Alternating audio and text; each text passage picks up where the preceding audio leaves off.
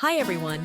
Today, we're diving into a topic that is so vital to our walk with God, persevering in faith by holding on to His promises.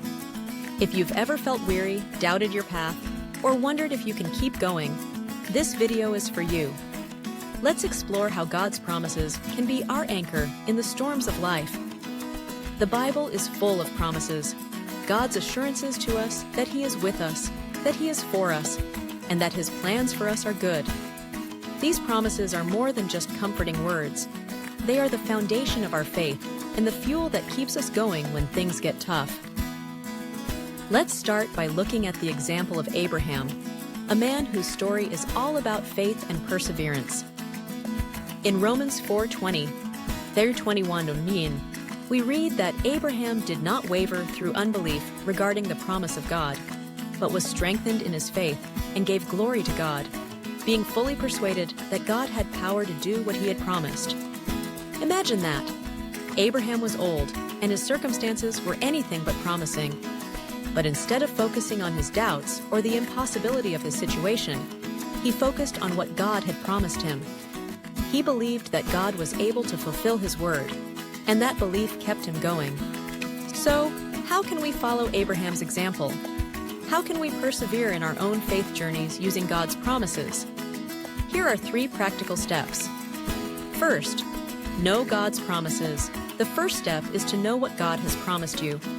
Spend time in the Word, search the Scriptures, and find the promises that speak to your heart. Promises like, "I will never leave you nor forsake you," Hebrews 13:5. And, "For I know the plans I have for you," declares the Lord.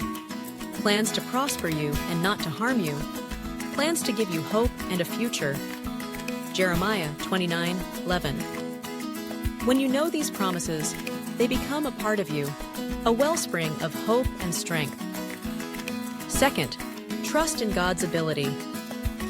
Once you know God's promises, the next step is to trust that God is able to fulfill them. Remember, it's not about what you can do, it's about what God can do. Just as Abraham didn't rely on his own strength, but on God's power, we too must place our trust in God's ability. Whatever your situation, whether it's a health issue, financial difficulty, or a relationship challenge, God is able to work all things together for your good. And third, hold fast in prayer. The final step is to hold fast in prayer.